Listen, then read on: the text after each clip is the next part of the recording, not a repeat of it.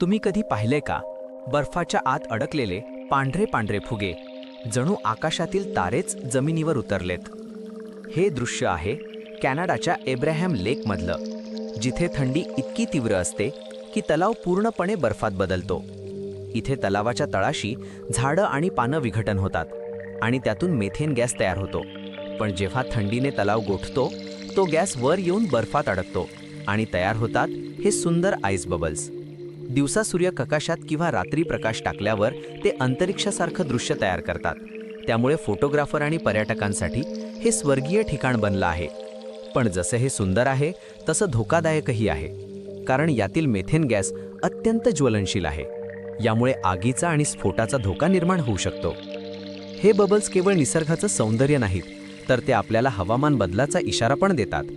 विश्वातील आणखी रहस्य जाणून घेण्यासाठी लाईक आणि सबस्क्राईब करा.